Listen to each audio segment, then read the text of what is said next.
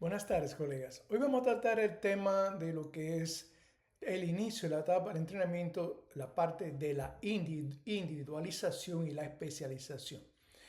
Sobre esto se ha estudiado un poco o bastante.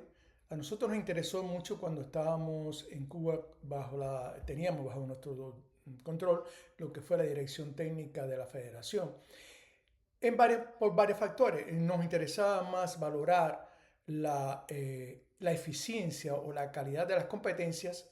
Estudiamos bastante eso. En algún momento vamos a ver las conclusiones que llegamos. Y otra de las cosas era que nos interesaba era tener una proyección a largo plazo en lo que eran los atletas del equipo juvenil y el equipo mayores. El primer problema cuando se trata de buscar este tipo de dirección es las etapas que se han preestablecido de las que debe pasar el deportista para llegar a la etapa máxima. ¿Qué llamamos etapa máxima? Estar entre los mejores del mundo. ¿En qué eventos? Campeonatos mundiales, ya sea juvenil o mayor, según la edad, y Juegos Olímpicos.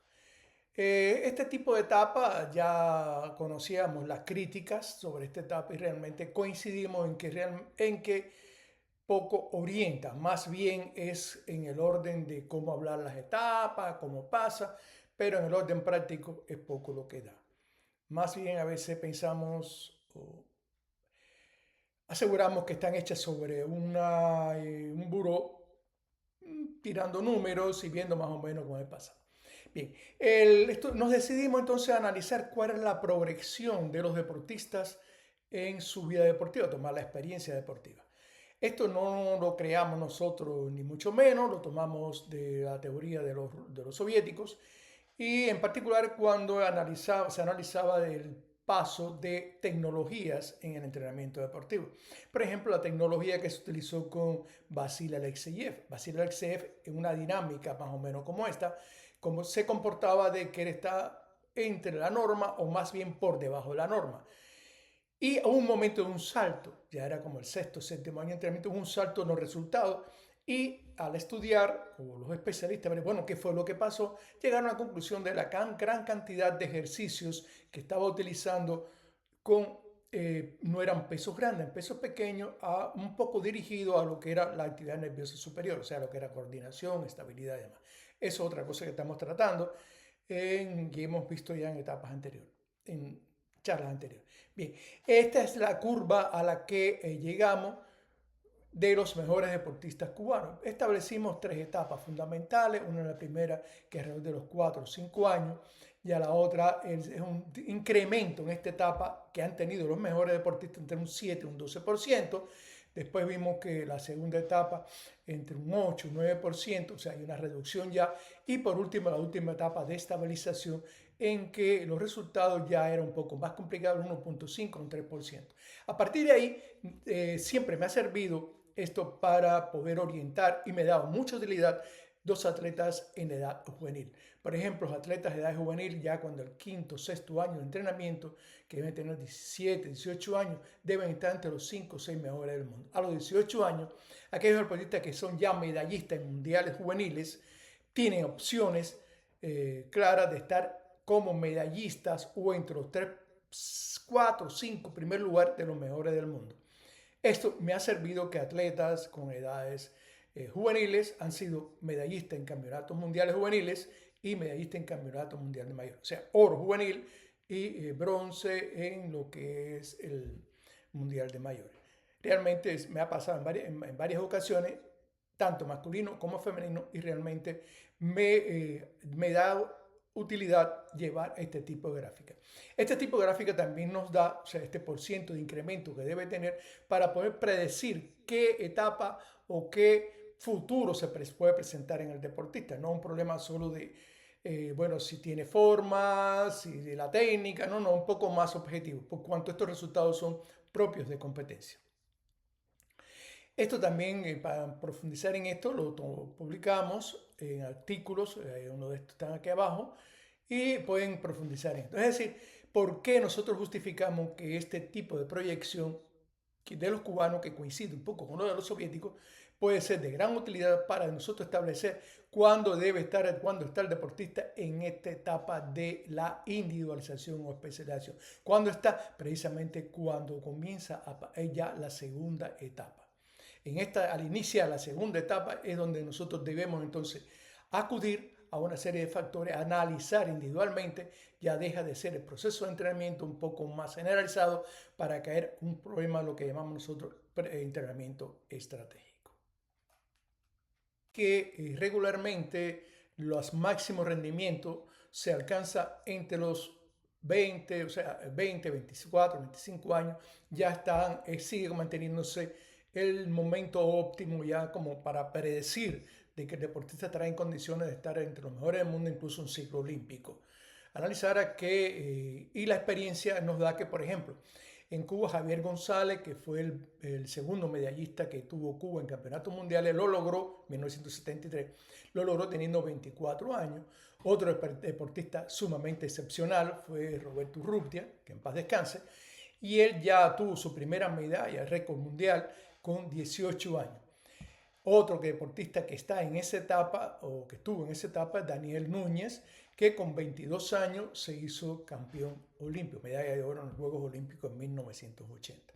Es decir, que esa tabla nos sirve para nosotros poder predecir, bueno, si a los 18 años, 19 años, tanto los mejores del mundo juvenil, incluso tienen alguna medalla en campeonatos mundiales, podamos en condiciones de poder predecir que ese deportista, el trabajo individual con él, ya estratégicamente buscando superar las insuficiencias, aprovechando las oportunidades, o sea, el cómo se va a manifestar, puede ser la dirección estratégica a llevar para poder decir, bueno, vamos a trabajar en un ciclo de llegar a poder tener a un medallista olímpico. Creemos que eso se mantiene por cuanto la edad promedio de los campeones olímpicos realmente sigue manteniéndose en esa etapa, entre 22, 25 años.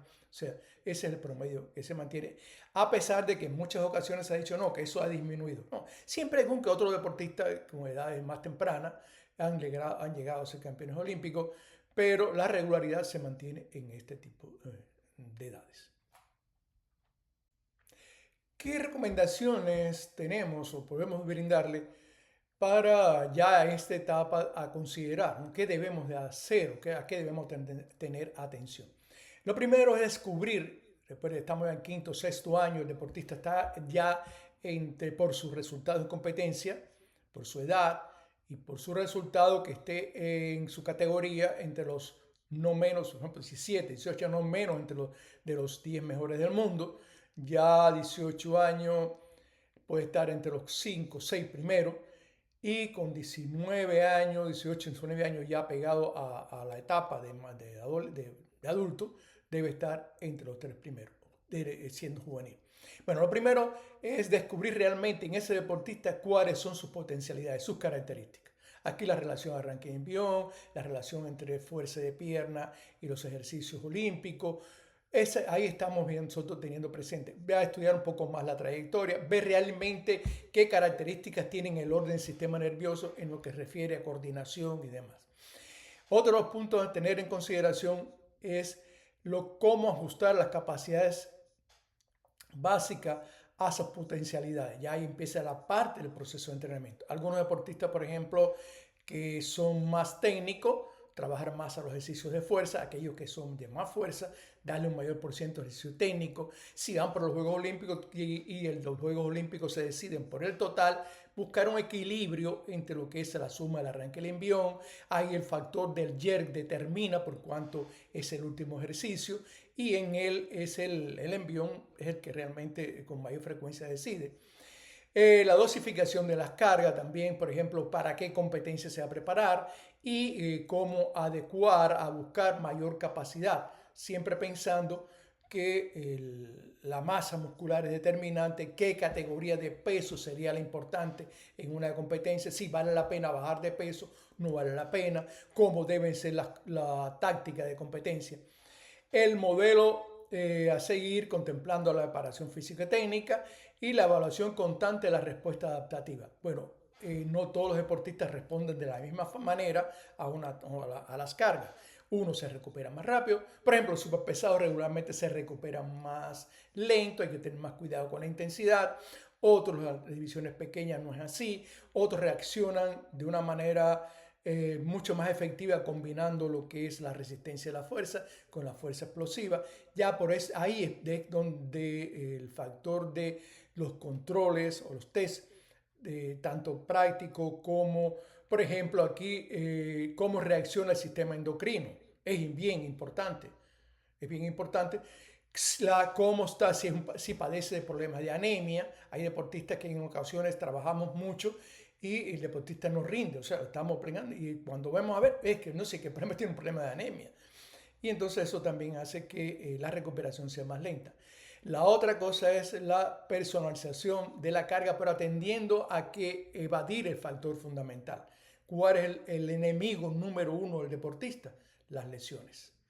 Las lesiones, podemos tener muy buen trabajo, muchos controles, pero si no tenemos un patrón de prevención de errores y de lesiones, y más aún un programa, un plan profiláctico, podemos caer en el error de estar muy bien preparados, pero en el momento de la competencia se nos lesiona o tenemos algún problema y entonces se echa a perder todo un trabajo de años en cuestiones de minutos. Estas son las recomendaciones. Nosotros pensamos que esta etapa regularmente está a los 17, 18 años, algunos hablan de 19, pero lo fundamental es cómo se comporta el incremento de los rendimientos deportivos según la tabla de por ciento incremento potencial, o sea, proporcional a la edad. Muchas gracias.